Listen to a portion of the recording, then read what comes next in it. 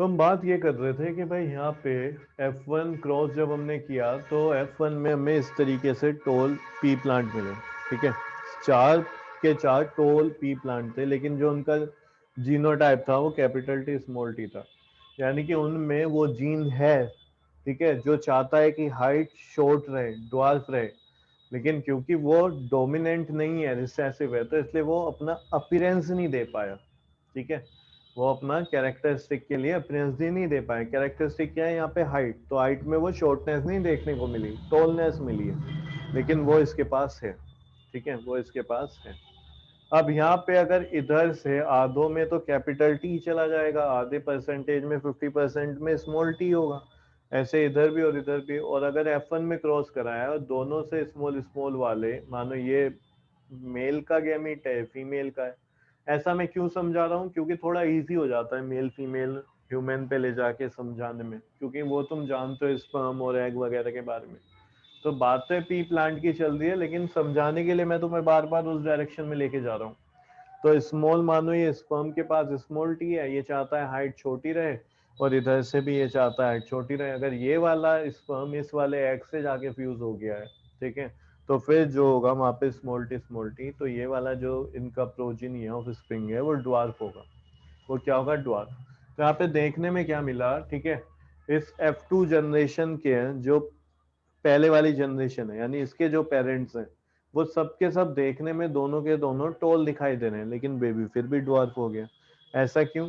क्योंकि ये जो इसके पास था, यहाँ पे ये वाला जीन इसमें रिसेसिव है, जीन है, लेकिन इसमें दोनों से आ चुका है, दोनों से सेम जीन आ गया रिसेसिव, तो यहाँ पे अपीयरेंस दे देगा।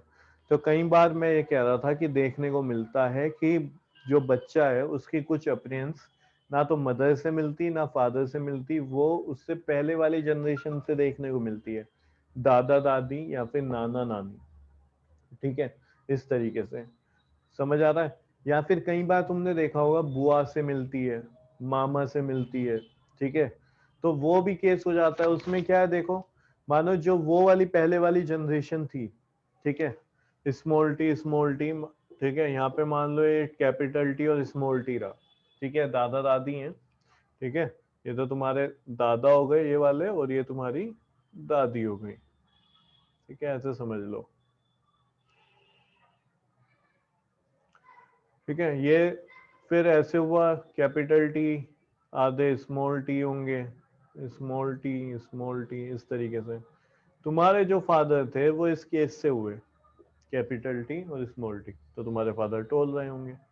ठीक है, लेकिन स्मॉल टी ये बुआ में आ गया कैरेक्टर, बुआ ड्वार्फ रही। अब ये किसी भी चीज के लिए हो सकता है, ठीक है, टोल के लिए थोड़ी। मान लो कोई और कैरेक्टर है ये, ठीक है, मानो कि ये चिन्ह है, चिन्ह की भी शेप तुमने देखा होगा, डिफरेंट डिफरेंट होती है।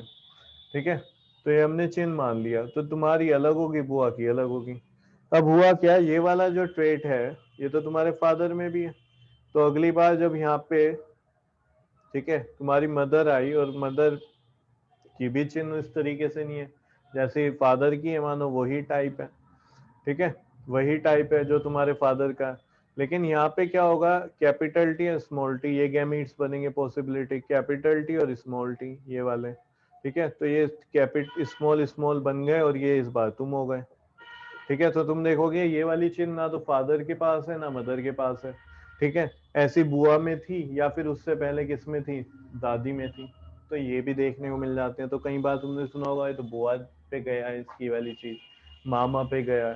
ठीक है, तो वो क्या है, वो तुम्हारे से पहले वाली जनरेशन में हो सकता है रिसेसिव में रह गई हो, लेकिन तुम में वो दोनों से रिसेसिव रिसेसिव वाला आगे गैमेट्स जुड़ गए, तो वो तुम में देखने को मिली और तुमसे किसी पहली जनरेशन में भी देखने को मिलेगी।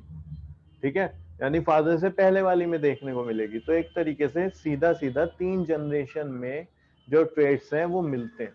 ठीक है, जो दादा दादी वाले नाना नानी वाले वो हैं, वो हो सकता है हम में आ जाएं, तुम लोगों में आ जाएं। ठीक है, उधर फादर मदर और चाचा इनमें, मामा इनमें किसी में नहीं है, उसमें आ गए। तो वो कहाँ से है, वो वहां से रिसेसिव में चल रहा था बेचारा वो वाला जीन, और इधर से दो जब रिसेसिव उसे मिल गए तो अब वो यहाँ पे दिखाई देगा, वो अपीयरेंस आएगी। ये बात आई समझ में? Yes sir. ठीक है, क्लियर हुआ ना कि कई बार ऐसा क्यों होता है कि हम कहते हैं दादा या दादी से, जबकि पेरेंट्स से बिल्कुल मिलने चाहिए।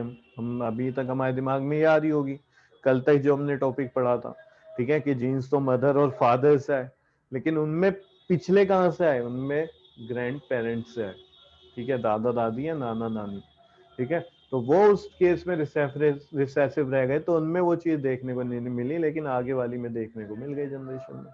तो ये होता है कॉन्सेप्ट यहाँ पे इस तरीके से।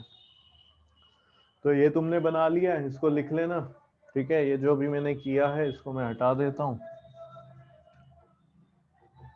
लिख चुके हो इसको? हाँ, यस सर। चलो इसके आगे लिखो, द थ्री प्लांट्स। अब प्लांट्स पे आते हैं क्योंकि बात तो प्लांट्स की चल रही थी। द थ्री प्लांट्स, इसको मैं हटा रहा हूँ, द थ्री प्लांट्स ब्रैकेट में लिखना capital T small T, sorry क्या क्या है, कैपिटल टी, हाँ, capital T capital T, capital T small T, capital T small T, and लगा दो बल्कि ऐसे। द थ्री प्लांट्स ब्रैकेट में लिखो जो बोर्ड पे लिखा है, have the dominant factor, have the dominant factor, factor समझ रहे हो, मैंने बोला था, उसने जीन वर्ड यूज नहीं करा था, उसने फैक्टर यूज करा था, have the factor capital T, have the factor capital T, comma, so all the three plants are tall, so all the three plants are tall, so all the three plants are tall, क्योंकि इन तीन plants में देखा जाए तो यहाँ पे dominant factor है, तो ये सब क्या होंगे, तीन के तीनों प्लांट्स कैसे होंगे, टोल होंगे। फुल स्टॉप, आगे लिखो, tall. The plant having the genotype, the plant having the genotype, genotype के बाद क्या लिखोगे, ये जीनोटाइप लिखा तुमने, having the genotype small T, has both recessive factor, has both recessive factor, small T बनाओगे, has both recessive factor small T बनाओगे, लिख लिया, कोमा, कोमा लगाओ, so it is a dwarf plant, so it is a dwarf plant, so it is a dwarf plant. तो यहाँ पे जिसके पास small T है, यानी कि दोनों रिसेसिव में, वो कैसा होगा, ड्वार्फ प्लांट होगा। एक लाइन छोड़ो, नेक्स्ट लाइन से लिखो, the F2 generation, in F2 generation, ऐसे लिखो, in F2 generation comma, in F2 generation comma, the genotypic ratio, in F2 generation comma, the genotypic ratio in the monohybrid cross, in F2 generation comma, the genotypic ratio in monohybrid cross, in monohybrid cross will be, in monohybrid cross will be, board पे ध्यान दो, will be ऐसे लिख लिया तुमने, ऐसे dash लगा दो, एक कॉलन का साइन लगा दो, will be।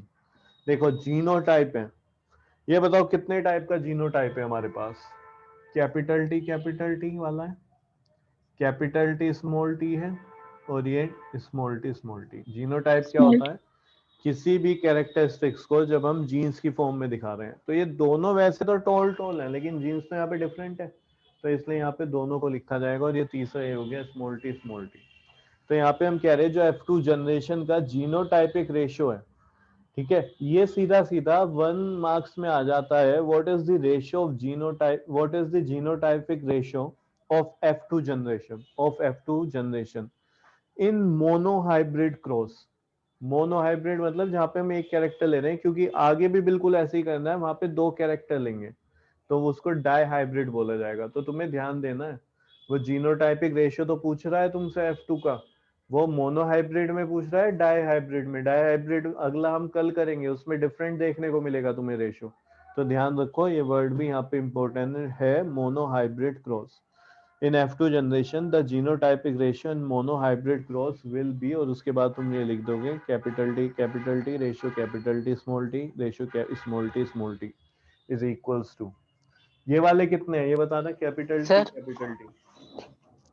हाँ बोलिए शुन। सर कैपिटल टी और स्मॉल टी में स्मॉल टी डोमिनेंट नहीं हो सकता? नहीं, स्मॉल टी डोमिनेंट नहीं होता, तभी तो उसे स्मॉल से दिखा रहे हैं। जो रिसेसिव होगा उसको हम स्मॉल से दिखाएंगे, जो डोमिनेंट होगा उसको कैपिटल से दिखाते हैं। ये तरीका होता है शो करने का। ओके। ठीक है, तो ये कैपिटल टी वाले देखना कितने यहाँ पे, कितना नंबर है इनका।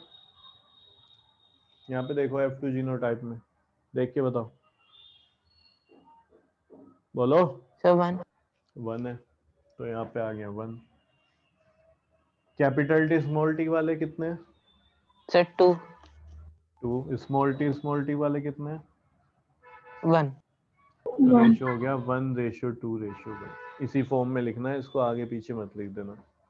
ठीक है, तो जो F2 जनरेशन है किसमें, F2 जनरेशन किसकी, जीनोटाइपिक रेशियो की मोनोहाइब्रिड क्रॉस, उसका जो रेशियो है हमारे पास होगा 1:2:1। एक लाइन छोड़ के लिखो, एक लाइन का गैप दो, लिखो also in the F2 generation, also in the F2 generation comma the phenotypic ratio in also in the F2 generation the phenotypic ratio in monohybrid cross will be। अब देखो phenotypic बात कर रहे हैं, तो phenotype में क्या होगा भाई, phenotype में क्या होगा ये बता दो मुझे। कैरेक्टर्स जैसे आईज का, नहीं वो तो कैरेक्टर और हो गया ना ईयर बेटा, लोब्स। वो तो कैरेक्टर हो गया। phenotype में क्या होता है, उस कैरेक्टर को वर्ड में लिखना। तो यहाँ पे या तो टोल है या ड्वार्फ है, इसके अलावा कुछ है, बोलो। नो सर, सर बस टॉल और ड्वार्फ है। तो यहाँ पे दो चीज में रेशियो निकलेगा फिनोटाइप में, अब देखेंगे हम। टॉल, ठीक है, टॉल प्लांट्स,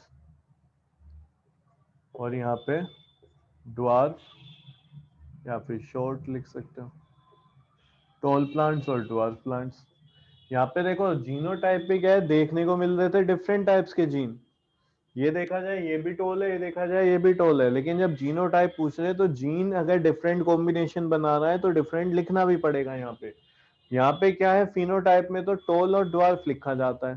ठीक है, तो टोल कितने हैं, टोल सर 3। 3 है, और ड्वार्फ कितने हैं, 1 है।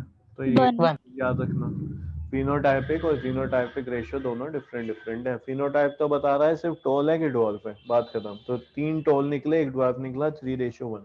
जीनोटाइप क्या बता रहा है, जीन के कॉम्बिनेशन क्या है। तो जो पॉसिबल कॉम्बिनेशन हमें देखने को मिले वो 3 थे। कैपिटल टी ऐसा एक बार हमें देखने को मिला है चारों प्लांट में, कैपिटल टी स्मॉल टी ऐसे 2 प्लांट में देखने को मिला है, स्मॉल टी ऐसा 1 प्लांट में देखने को मिला है। ठीक है, तो यहाँ पे जो हमने जीनोटाइपिक रेशियो होगा वो 1:2:1 हो जाएगा, और इधर फिनोटाइपिक रेशियो 3:1 हो जाएगा। नेक्स्ट लाइन से लिखो the ratio 3:1, the ratio 3:1 is known as the monohybrid ratio.